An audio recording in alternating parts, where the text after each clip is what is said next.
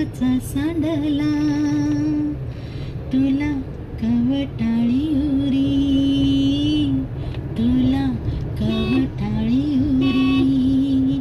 माझा विठ्ठल रडला, माझा विठ्ठल रडला, पायी चालतो सोबती.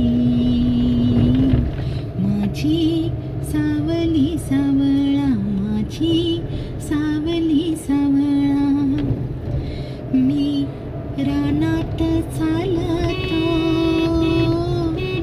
जणू पंढरपुरात. मी रानात चालतो जणू पंढरपुरात. अलवानी पाय माझे तुझ्या रमलवारीत. राती काजव्याचा खेळ, राती काजव्याचा खेळ. माझा विठ्ठल खेळला, माझा विठ्ठल खेळला, पायी चालतो सोबती.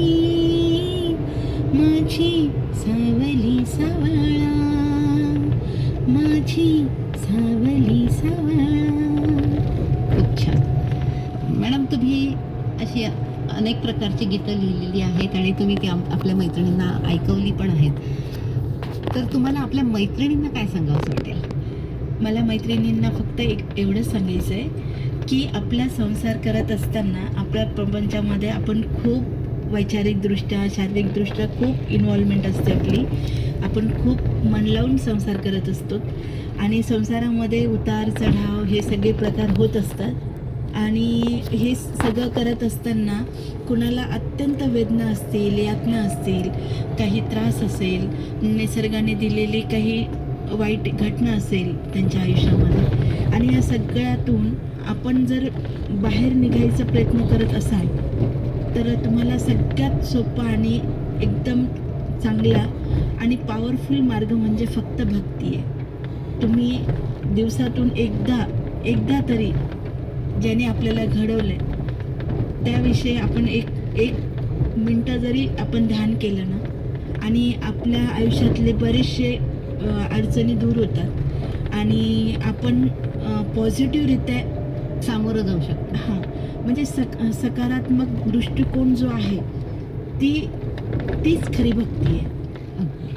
तर संसार करत असताना सकारात्मक दृष्टिकोनातून संसार करा आणि तो खरंच तुम्हाला पाहिजे तसाच घडेल. बस एवढंच, त्याच्यावर विश्वास ठेवा. तरी हे मला नेहमी वाटतं बरं का, माझ्या मैत्रिणींना मी नेहमी सांगत असते की काही नाही, हे आपण सगळं करतोय ना, हे सगळं आपण अभिनयाचा पार्ट आहे आणि आपण छान आपला रोल करायचा आहे. जो असेल तो, आई असेल, बहीण असेल, भाऊ असेल, संसारामध्ये काही उतार चढाव असतील, तिथे फायटर म्हणून करायचं असेल तर ह्या सगळ्या गोष्टीला कॅरेक्टराईज करा आणि अगदी चांगल्यात चांगला रोल करा.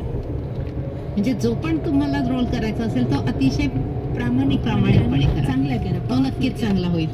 म्हणजे कोणी शाबासकी देईल, कोणी आवड देईल याच्यासाठी नव्हे, आपल्याला वाटतं म्हणून आपण आपल्या दृष्टीने तो चांगला केला पाहिजे. अगदी नक्कीच. मंगलाताई, तुम्ही इथे येऊन आज आपल्या मैत्रिणींना भक्तिगीतं, अभंग इतकी छान म्हणून दाखवलीत, त्याच्यामुळे सगळं वातावरण अगदी भक्तिमय झालंय असं मला वाटायला लागलंय. आकाशवाणीच्या वतीनं मी आपले आभार मानते.